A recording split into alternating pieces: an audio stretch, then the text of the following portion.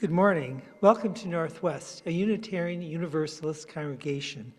I'm Tom Ott. My pronouns are he and him, and I'm going to be your worship associate for this morning's service. This morning we welcome back the Reverend Fred Wooden, our quarter-time consulting minister. He will deliver the sermon of your choice that was won by Jan Berger-Cohn at our last service auction. If you're a visitor online and would like Northwest to stay in touch with you, please fill out the visitor form you will see in the chat box. And if you're with us in person, you can fill out the visitor sign-in form in the atrium. This time, please greet your neighbors with a wave from wherever you are, whether you are here with us online or in person. So then before Alex starts the prelude, first wave. That camera? Then before Alex starts the prelude, let's all take a deep breath and settle into a time for worship.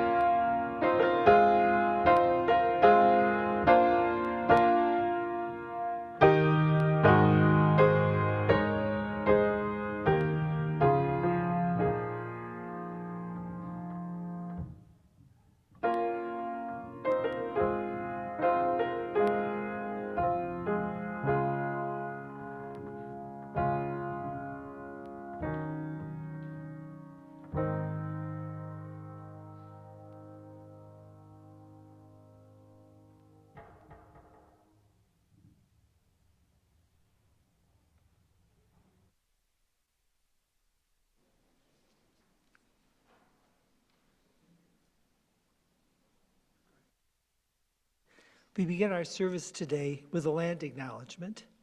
We collectively acknowledge that Northwest Unitarian Universalist Church occupies the ancestral, traditional, and contemporary lands of the Anishinaabe Three Fires Confederacy of Ojibwe, Ottawa, and Potawatomi peoples.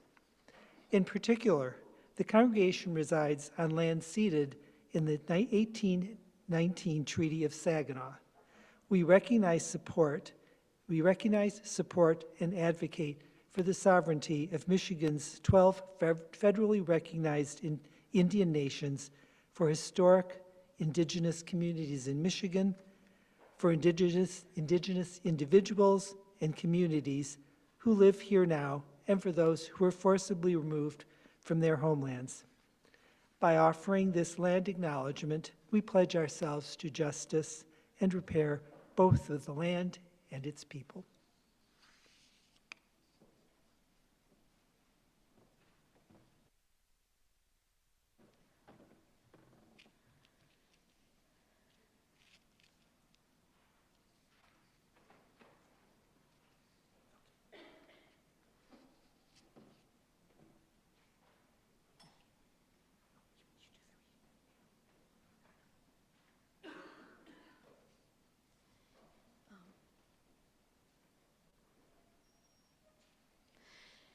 We light our chalice, the symbol of our faith, knowing this morning that many other Unitarian Universalist congregations across this land and around the world are doing the same. We light our chalice with words from Hildegard to Bingen.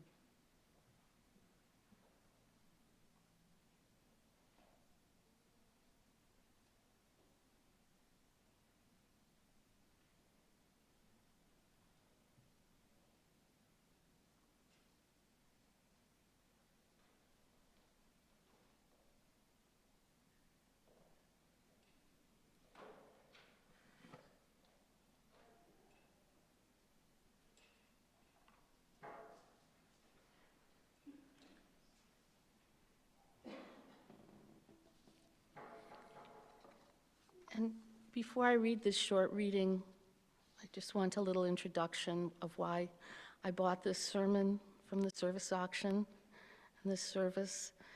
One thing I really cherish about Unitarian Universalism is it accepts people of no faith, people searching, growing up Lutheran, becoming totally humanistic and atheistic, and then bending back into uncertainty and wondering, because we know we have consciousness in the universe and it's here in front of me, what else there might be. And I thought it would be a good,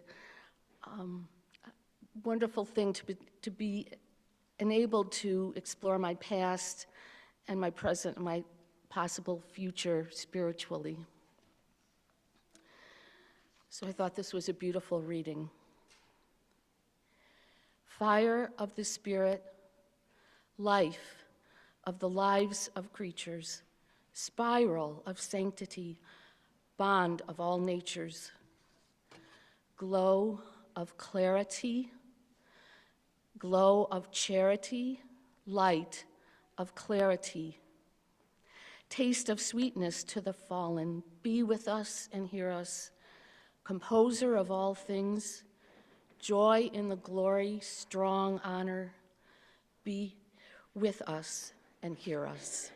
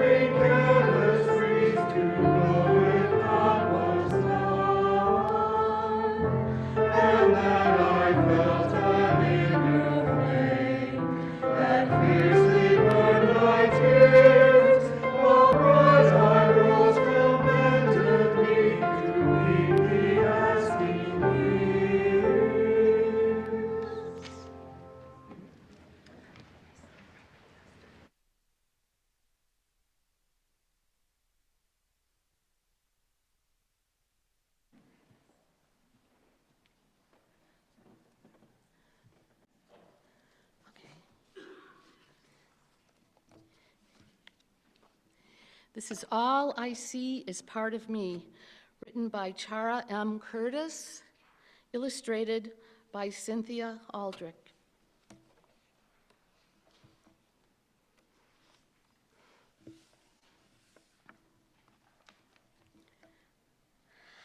I am part of all I see, and all I see is part of me. I am my hands, I am my feet, I am the puppy across the street.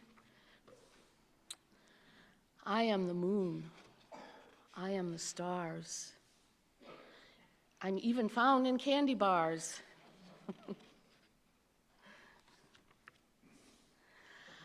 I used to think that I was small, a little body, that was all. But then one day I asked the sun, "Who are you?" He beamed, "We are one." But Mr. Sun, how is this true? How can I be both me and you? He smiled. You might ask your sister star. She too is part of who you are. And so I waited till the night when darkness let me see her light. Sister star, how can it be that I am you and you are me? She glowed. You are larger than you know. You are every place there is to go. You have a body, this is true, but look at what's inside of you. I closed my eyes to see within.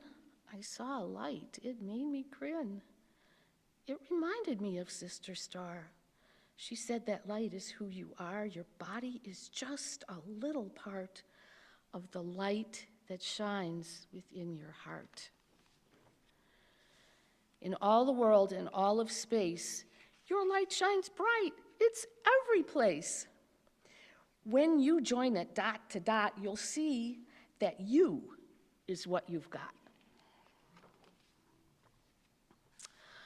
All the plants, the animals, and trees are in your light, and you are these.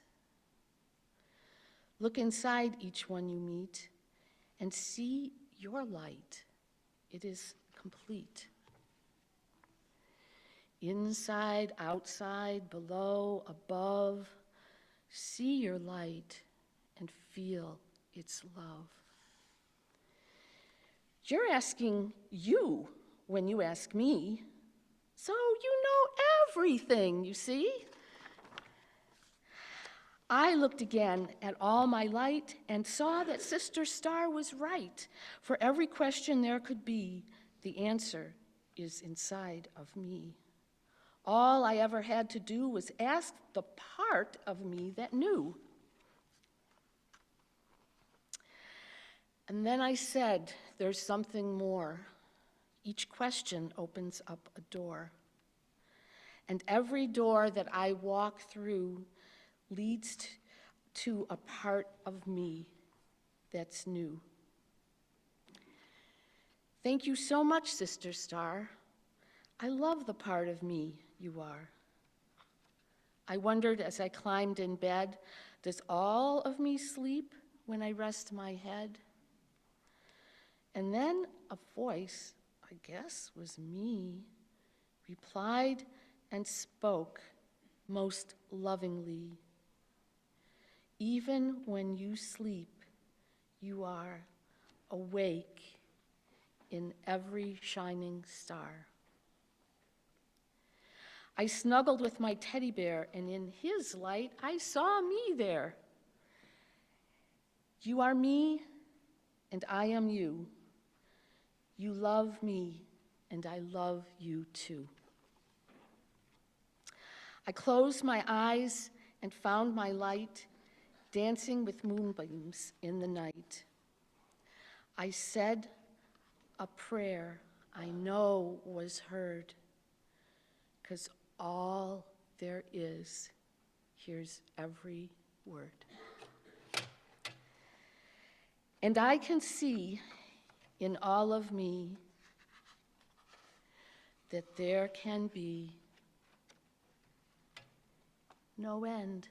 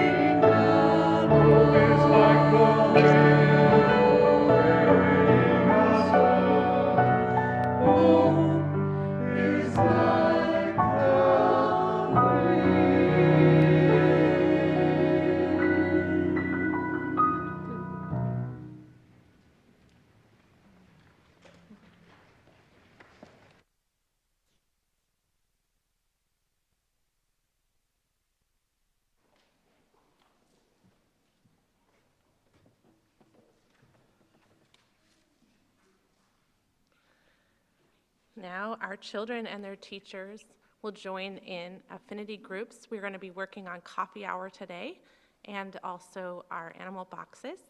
And we're going to carry the flame in a chalice. And I would like for Annika, if she's interested, to come and carry the flame today.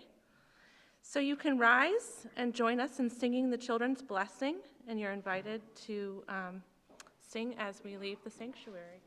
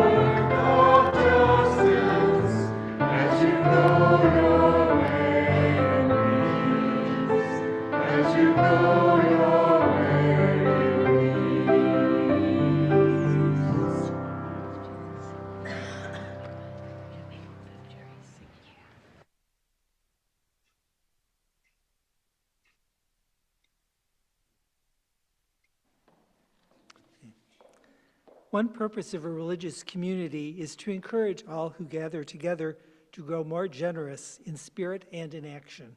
This is the great end of all the world's faith traditions, to bring the human being closer to the divine by acts of creation and compassion. We now take an offering that allows us to exercise that all-important generosity of spirit, an offering that will mutually support the self-supporting congregation and the shared plate recipient. Every other month throughout the year, Northwest shares 50% of the plate collections with the Southfield Emergency Needs Fund. Their goal is to help residents overcome personal hurdles to achieve a satisfying and productive quality of life. Human Services is a division of Southfield Community Relations. If you would like to donate, you can do so in a variety of ways that are now visible on your screen. And for those of us here in person, we are now passing a collection basket for your checks and cash.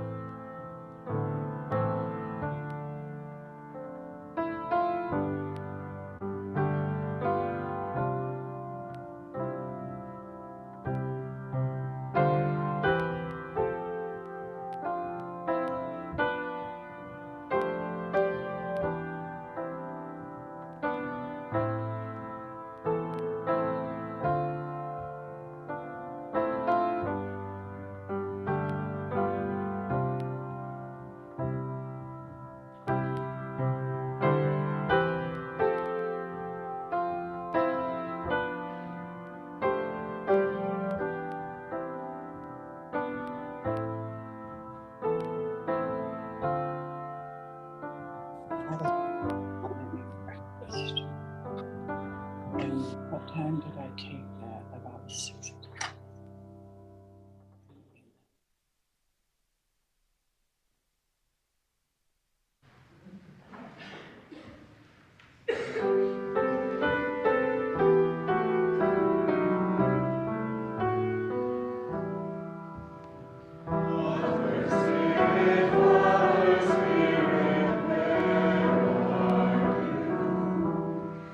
In the skies of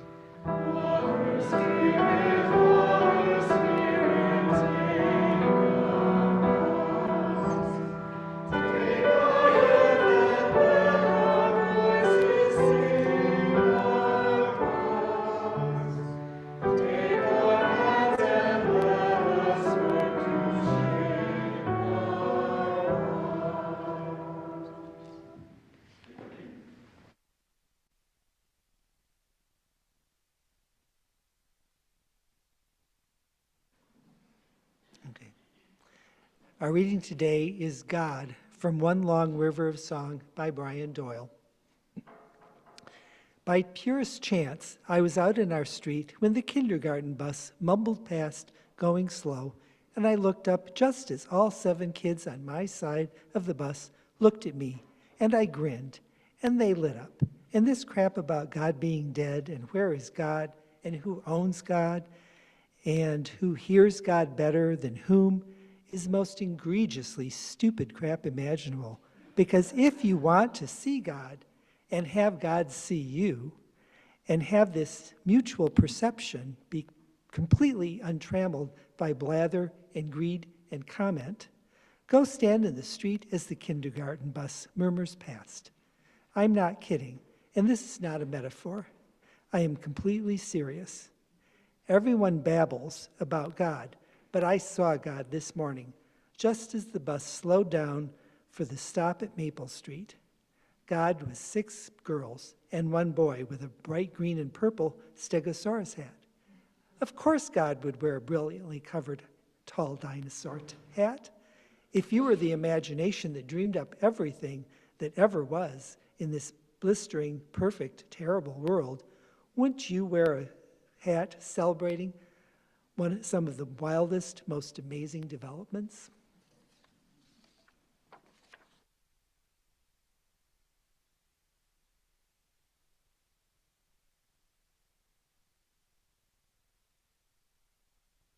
Readings is that it's like W.C. Fields remarked about being in his vaudeville days, never wanting to follow animals and children. They're always more interesting than what I have to say.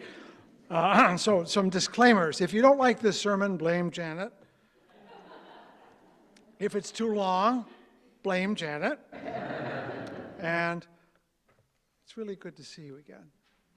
Every time I come back, the faces look more like the faces I dwell with, not just those that are on my periphery.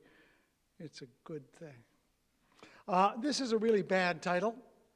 I started out with this title because I was preaching someplace else last week, and I was trying to come up with a sermon I could do twice. Did not work. This title worked for that sermon, does not work for this sermon, so I loved the picture, perfect. And I didn't have the nerve to change it because I like the title. It's a great title. It just doesn't work for this sermon. So what is the title of this sermon? Janet asked me to talk about God. Blame Janet. Now, you already know Janet bought this sermon and asked me to talk about God, and that's good for her. I really am pleased because this is still probably the most central and yet most contentious idea among Unitarian Universalists. This is the disagreement that most unites us, the diversity that most assembles us. You don't have to believe in God. Can you? Yes, but we may not approve of you if you do. Just for that reason, it is hard to preach without inviting controversy. Just this past week, I was reading something about the uptick in violence on the West Bank. I just got back from being in that area. And one of the articles that I read quoted a rabbi, maybe I told you about this last time, that says rabbis are reluctant to talk about this because it's called the Death by Israel sermon. Meaning the moment your rabbi takes a position, half of your congregation is going to get you thrown out. For us, the God question feels a lot like that. If you come down too strongly as a minister for or against, you're going to have a problem. So we dance. We move to one side or the other. We use poetry, stories, and I'm not going to do that. I'm going to tell you the tough stuff and then run like hell. Because I'm going to get intellectual. You cannot talk about God in a way that makes any lasting sense unless you ask the tough questions. I mean, that's a great reading.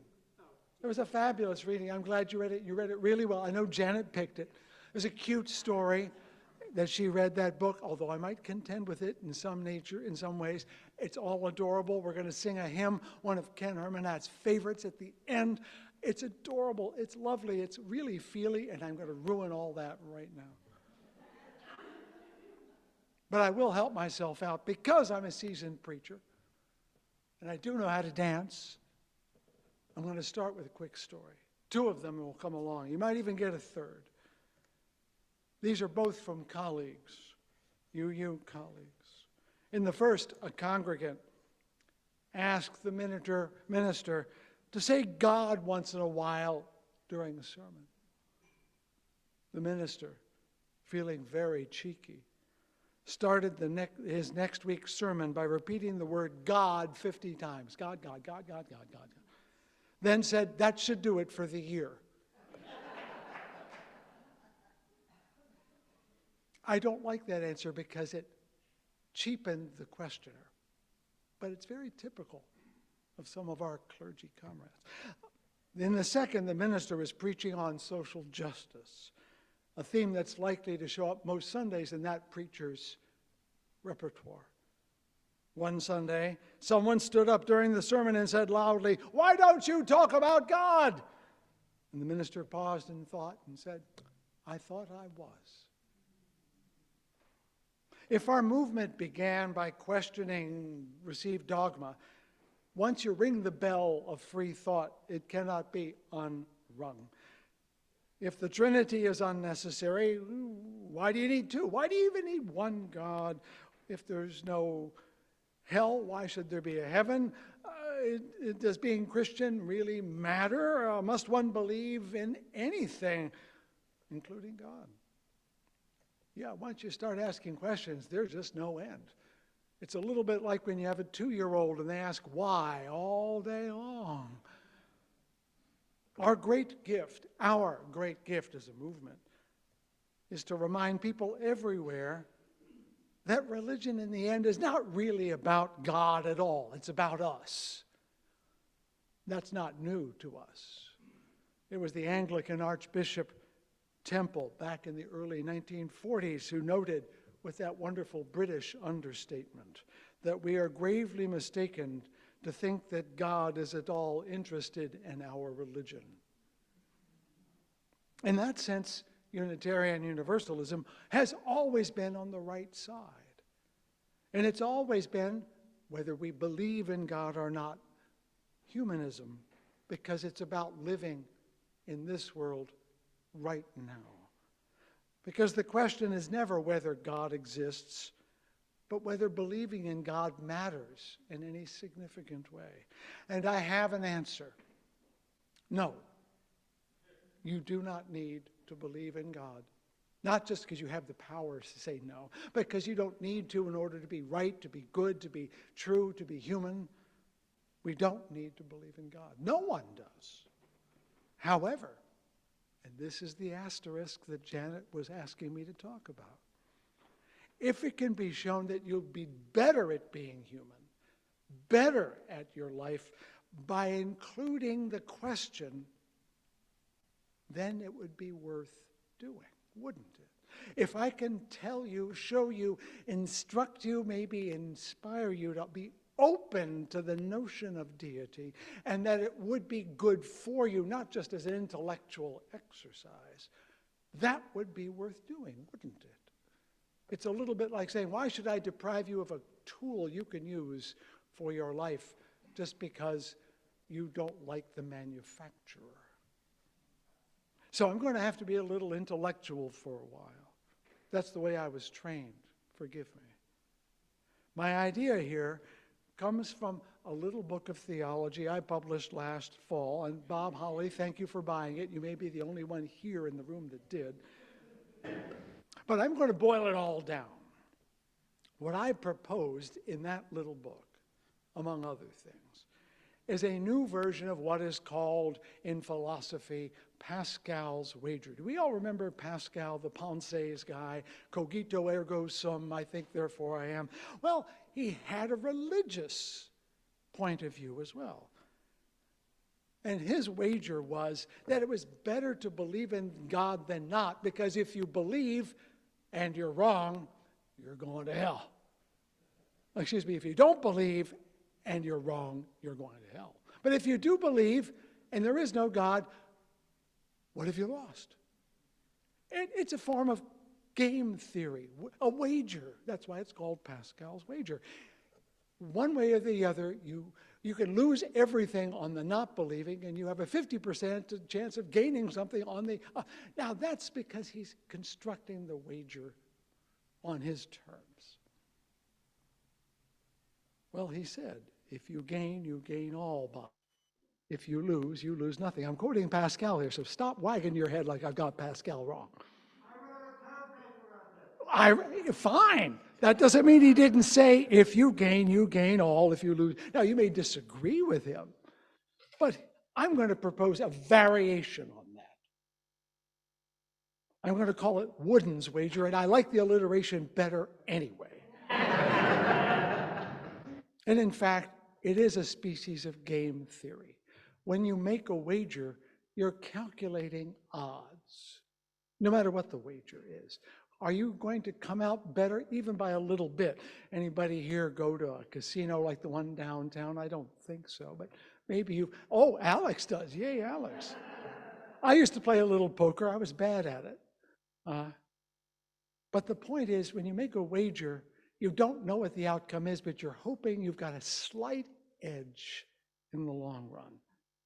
Now, Pascal's assumption is that if there is a God, God cares whether you believe in it. I'm saying, what if God exists but doesn't care whether you believe in that God? Why does it matter to God whether you believe? In fact, this was part of the Universalist challenge, that somehow an infinite being of infinite love would be ticked off that you didn't believe in it. How can an infinite God that is infinitely loving damn a finite human for a finite sin? The math just doesn't add up. And that's what set me to thinking. Must God care? Must God of any kind care what we think about God? And I answered no. But it also reminds me of a third story. A congregant brashly responded to the preacher's sermon saying, "You know, I don't believe in God." To which she replied very calmly, "Which God precisely do you not believe in?" We live in a context that assumes God has to include certain qualities, and those are the only ways any God can exist. Maybe our reluctance to affirm God is premised on the same bad assumptions that Pascal was using. We've made an assumption about what God must be, and having decided that God cannot be, therefore no God can ever be. Might there be other ways to imagine deity? So Wooden's wager says that we are better off believing there could be a God than not. Not that there is, but there could be. To be clear and to be repetitive and utterly intellectual, I'm not saying you must believe or that you're damned if you don't believe, but I believe spiritually and even morally, we're better off believing there could be something larger than us present in the universe, and to keep that door. You might call this the zero concept of theology. You know the zero concept in math? It's a holder. It says there could be something there, but it's empty right now. To be open to the idea of God is to create a place where something could be, whether you know it or not. Just to hold it there. We now use a phrase in my clergy world, holding space. You heard that phrase, holding space for those who have been disenfranchised, holding space for those who are struggling.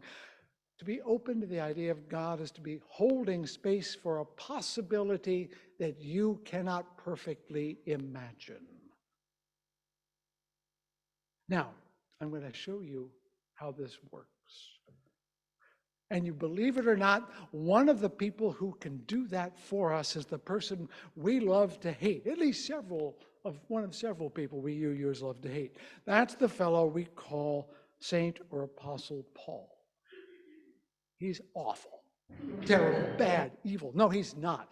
He is brilliant and bizarre. And he is the creator of the religion that became Christianity. But he is not altogether off base. Because you may remember, if you grew up like Janet Lutheran or Methodist or something like that, that in his letter to the Corinthians, he likens being part of the church to the limbs and organs of the body. For just as the body is one and has many members, all the members of the body, though many, still create one body. It's a great image. It's a powerful image, more powerful than he even realized, because science has since revised our knowledge of human bodies, of all bodies. We now know there are more than limbs and organs, that there are cells and structures.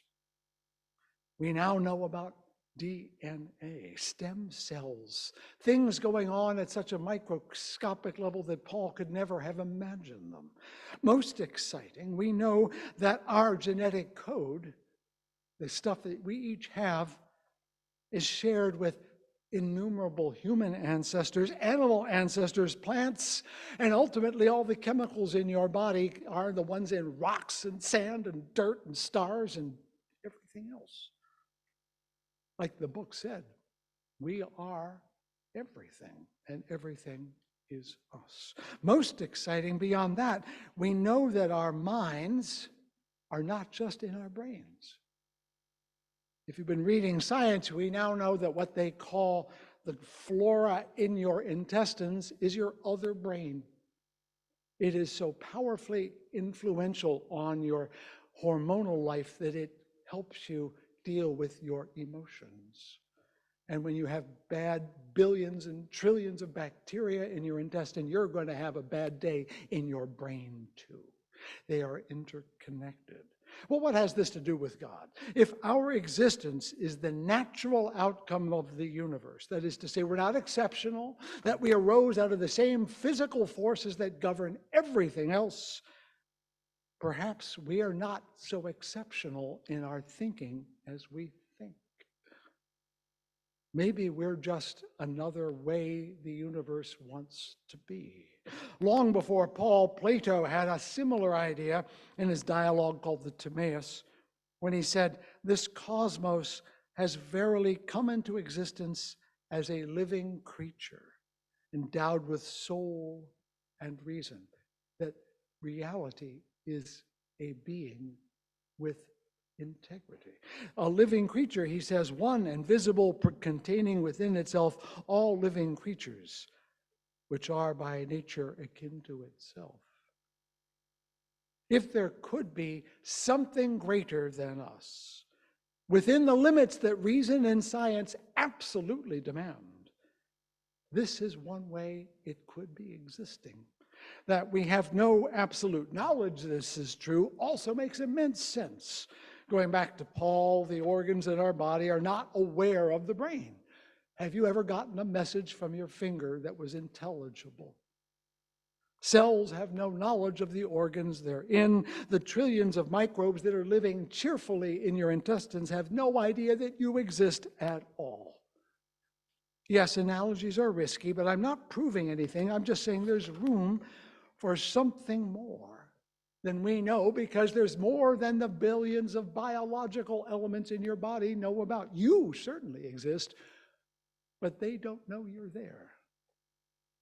As if, as I said, whatever we are is of the same nature as everything else, and we have minds, there could be some structure of coherence that is aware of everything, whether we know it or not, prehending the particulars, comprehending the whole. And this is the very insight of my two favorite philosophers, Alfred North Whitehead, who is a philosopher of science, and one of his students, Charles Hartshorne, who was a member of my church in Austin, Texas. Hartshorne argues that even animals and plants have elements of mind, that we are not unique, that the thing we value most about us is not unique to us. I like that because I think sometimes we're perhaps unwilling to surrender our monarchy over mindfulness and admit that the universe has more voices going on in it than you and me. Of course, if you're a carnivore, that becomes problematic. The idea of a cosmic mind is not categorically irrational then, and it's not innately in conflict with science. In fact, it's consistent with what we know, which is admittedly not everything, but it's more than Paul knew and more than Plato knew. Does that mean such a mind exists? I have no idea. Any more than the Escherichia coli battling for its life in my colon knows I'm there. Going back to my initial wager, I'll condense it to a smart aleck quip that I use. Any God who needs to be believed in isn't worthy of being believed in. To paraphrase the title of a book from my youth, that God is too small, by which I mean too petty to be divine. Looking in another direction, I recall a cartoon that portrayed two fleas among the hairs, and one is looking at the other and says, "I'm not sure there really is a dog." I think fleas really do know there is a dog, but the dust mites that live in your eyelashes do not know you exist. And all those other microbes. Do you realize there are more microbes inside of each of us than there are people on the planet? That makes each of you a planet. Think about it. They have no knowledge of you, nor do they want it, and neither do you need to be in conversation with them. And yet we really do host them, and they really do feed us. Their lives are deeply mingled with our own. Billions and trillions of creatures depend upon us and we upon them. And we don't need to wave even once at each other. Might that be true of any conceivable God? Yes. Again, we have no need to believe in it any more than all those creatures I just mentioned. Then why bother talking about it? Well, we are a creature that has some consciousness. That seems to be evident. And we do make choices, and because we make choices, those conscious choices have impacts that outlast us.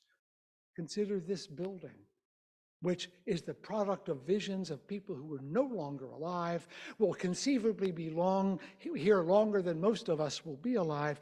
Our actions have greater impact because we have conscious minds.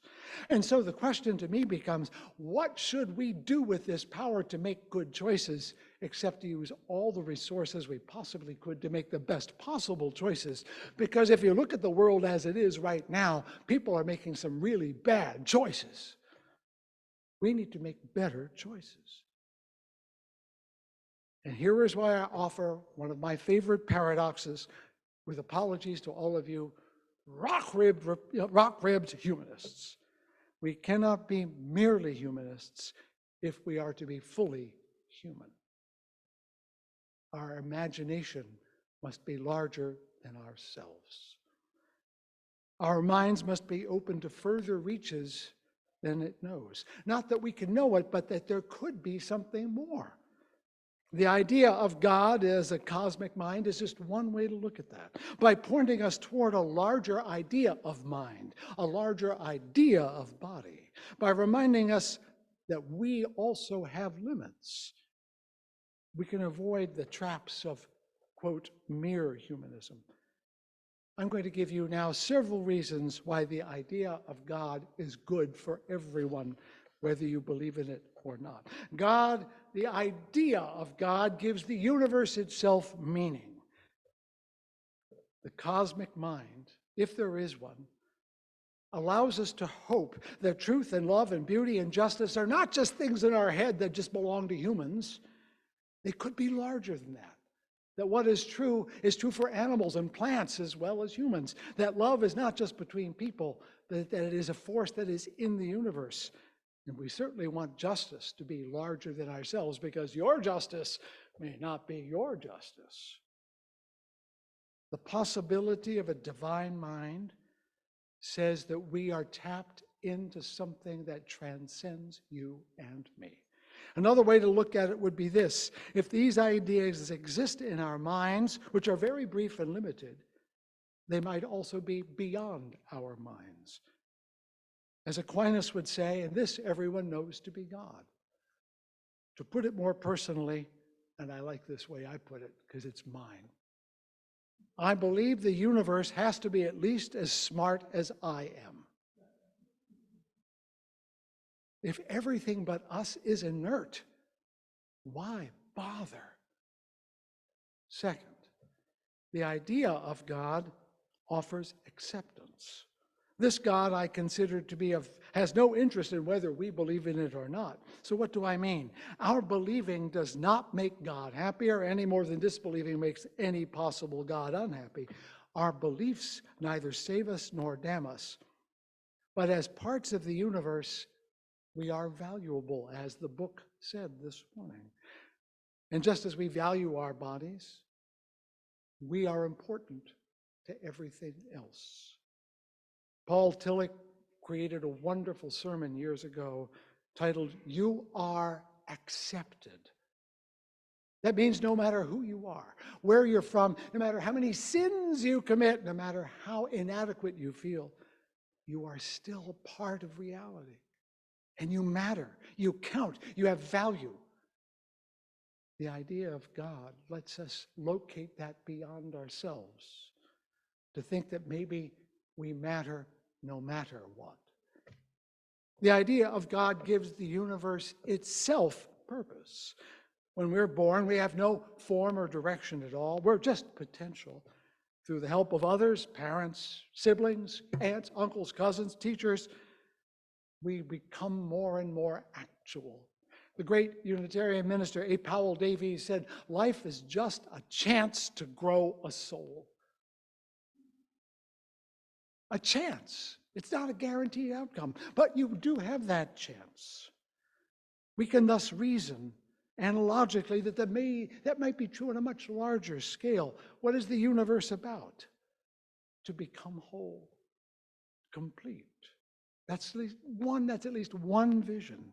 And the idea that God might exist turns potential into actual as the mind coordinates the body, not directing it any more than I'm pumping my heart on purpose right now, but collecting, cohering, and giving it a sense of wholeness. We might even say that this is what the whole universe is about, that we are part of growing the soul of the universe. Do I know this for sure? Of course not. Does any Christian know for sure? If they're honest, no. But the fact that I'm constructing it even now is an example of the possibility of looking beyond oneself. I'm trying to connect the facts that I know into a vision that includes consciousness and all its consequences. I do that because I want my life to have value, and I cannot conceive of that without asking the same for every other being. If I'm the only one that matters, then the hell with the rest of you. And if we all think that, then there really is hell. At some level, we are committed every day to the thought that every one of us matters. And we want to live like that on a daily basis. And that's hard because we're still imperfect, inadequate, incomplete creatures. So we still cut someone off in traffic. But at least we feel a little guilty now and then, which is our way of saying that person is worse because of something I did. Do I know this for sure? No. But my task is to unite the truth I know with the love I feel and do it my whole life and present it with a life complete that has bettered others. Because no one's going to go to the cemetery to look at that memorial when I'm in the ground. But my children, my grandchildren, my congregations, they might be better for me. That is my memorial. The idea of God, here's the one that's going to be tough, people, actually gives us immortality. I know this is reaching, but let us admit that any cosmic mind, if it did exist, is virtually infinite, at least as far as we're concerned. If it started with the Big Bang, fine. If it ends with the Big Crunch, fine. But I'm not going to be there for either one of them, so we'll just let that part go. Now, if we're part of that universe, part of that mind, even for a moment, then what we say and do becomes part of that for the rest of time. Let's use another anatomical analogy. Think of you and you and you as thoughts in the cosmic mind. And I mean this anatomically because when your brain fires as it's doing right now, thinking, what the hell is he talking about? Your brain is doing stuff right up there, and little bits of electricity are jumping back and forth, and you will never unthink that thought again. And what's more, you'll think subsequent thoughts after that. And each of them are not just abstractions, they're literally changing the pattern of the neurons in your brain right now. I'm going to be in your heads forever. But so are you in mine. We are constantly changing the universe by being in it. And if the universe has a cosmic mind, that means no matter how brief our physical beings, even our mental beings may be, we remain forever in the universe. And the universe will take us with it as it goes forward. You may not be there consciously, but your life will never perish. As Charles Hartshorne said so beautifully, we perish but live on imperishably. In every moment, we create the possibility of every further moment the universe has to offer. As we live, trying to find our way through the difficult choices that being free and being connected demand of us.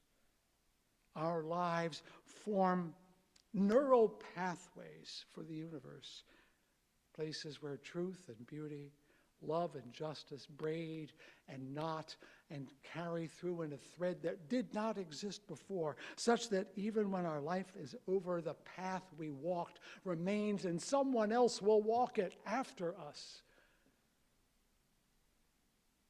Just as we can at times recall with intense clarity and fullness a moment from our past, and for a split second, that parent, that sibling, that child, that spot on the earth becomes vividly present to us in our own minds.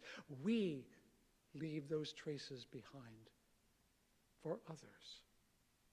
Our lives remain perpetually etched in the mind that is God. Does this God exist, I ask again and again? Charles Hartshorne could prove it with logic, but I'm lousy at logic. But I do believe we have a choice in believing between whether life matters or it doesn't.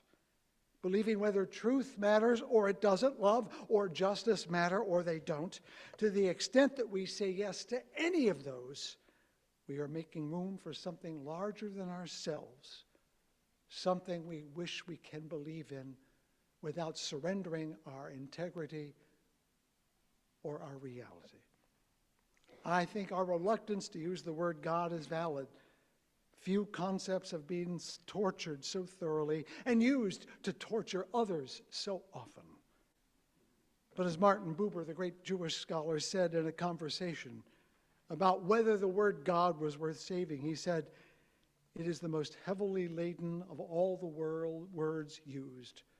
For that very reason, it is the most imperishable and the most indispensable." To the extent that we do not speak of God as Unitarian Universalists, we are failing to inform others who could think better thoughts than they do. If we say, "Oh, I don't believe in God," and leave the conversation, that person will not have received the wisdom you had to offer. You should lose your anxiety about the word God. Stop putting an asterisk after it, which usually comes with air quotes. Do not say God or something like unto that. Say it. And say, but you need to know who my God, what my God is if you want me to talk about it. This much I think we all believe. Our place in the universe is real, it's secure, it's valuable. Each and every person on this planet matters. And I don't know how, but they all do. And the loss of even one is a loss to all of us, whether that is a loss by death or illness or poverty or oppression. If we fail to cherish every person, we have not come far enough in our growing of our souls. And that is why this place exists. Not to save zillions of people, but to save ourselves in the sense of make ourselves whole, make ourselves larger in heart and mind and soul so that we can do better when we walk out of this place and show others by our living how to be that way. How much richer and broader, more alive I am when I perceive myself to be a very small thing in a very large body. Not isolated, not discreet, not alone, not rattling in a universal cage of insignificance. I am but a virus in the universal body with a little bit of something that could replicate and do good or harm. Our duty to live rightly becomes undeniable when we're open to the possibility that everything we do really matters. It cannot be complete without us.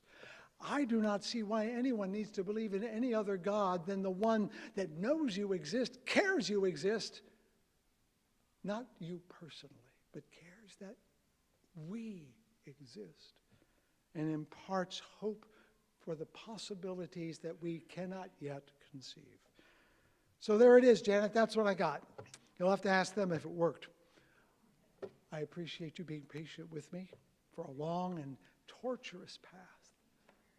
But isn't that what you signed up for in the first place? Shout out to Ken Hermanat, who was not with us today, and that's because he likes this hymn. And I told the story, so as Alex moves to the piano, I'll tell the story. I sat on the group that formed the gray hymn book that you're holding in your hand, and number 23 was initially commissioned or written for the United Methodist Church when they were creating a new hymn book back in the late 80s. They saw this hymn text about how God was male and female and young and old, and they said, our Methodists won't take that. We're not putting it in our hymn book. And we said, cool. And we put it in ours. It's an invitation for you to refract this difficult, heavy-laden word through the many lenses of poetry we humans have available to us. Shall we sing together? You bet.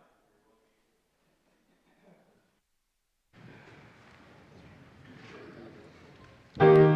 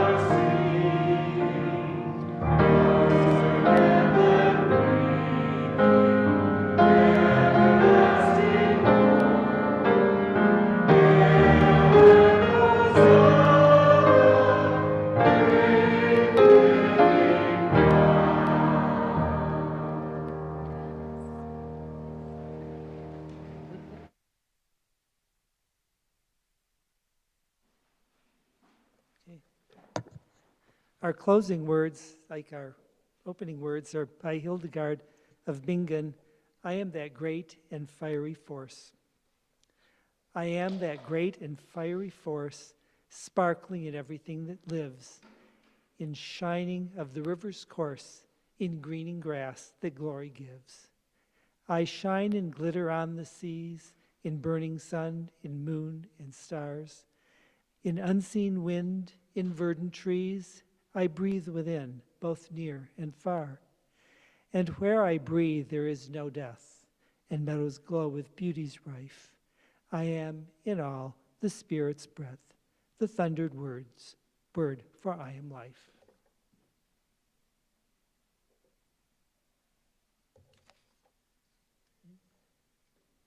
And we have a series of announcements. More information about our events and updates from the Minister Search Committee are posted in the weekly newsletter and our website, northwestuu.org. First of all, Coffee Hour is being hosted by the Youth Programs Committee. You're invited to join free conversations, coffee, tea, and light snacks after the service in the multipurpose room. Next, all are welcome to a children's Passover Seder, which will be the fourth night of Passover on Saturday, April 8th at 5 p.m. here at Northwest. There will be reading of a children's Yu Haggadah, the book containing the Seder services, prior to the meal. It includes the story of Jewish liberation from slavery, music, games, and the use of ritual foods and wine. The link to sign up is in the weekly newsletter. Thank you for Canvas Update. Thank you, Northwest members and friends. And I got an update just before the service. We have received, well, it may not be 55 pledges from a potential 110 pledging units, but we have raised 222,000 of our goal, which is 78% of the way. Please make your pledge by the end of today, Sunday, March 19th. The link to your pledge can be found online at our website in your weekly newsletter. And now for the Postlude by Jerry Price.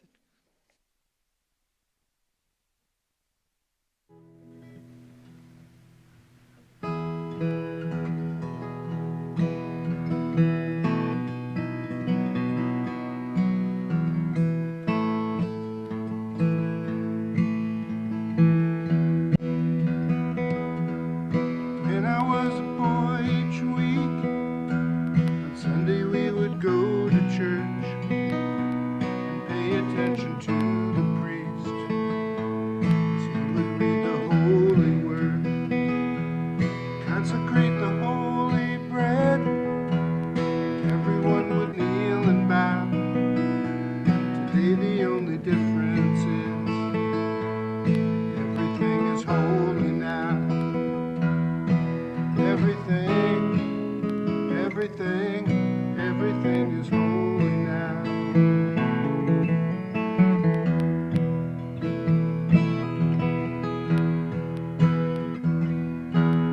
When I was in Sunday school, we would learn about the time Moses split the sea in two.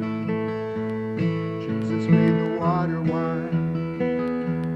I remember feeling sad that miracles don't happen still. But now I can't keep track, 'cause everything's a miracle.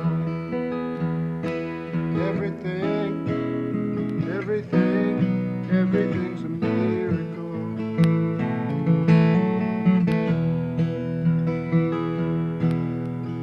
Wine, water is not so small, but an even better magic trick, 'cause anything is here at all. So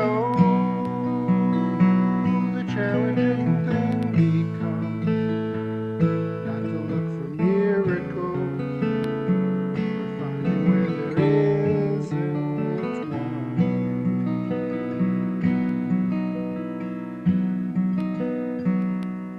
When holy water was rare at best, the barely wet my fingertips, but now I've got to hold my breath like I'm swimming in a sea of it. There used to be a world half there, heaven's second rate hand-me-down, but I walk it with a reverent hand, 'cause everything is holy now. Everything, everything, everything is holy now.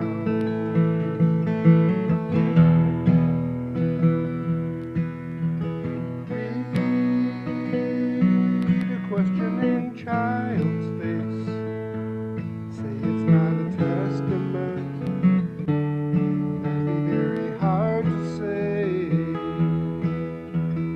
See another new morning come, say it's not a sacrament, I'll tell you that it can't be done.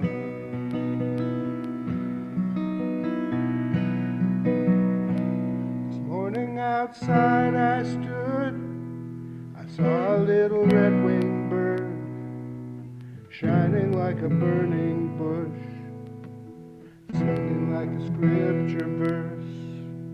It made me want to bow my head.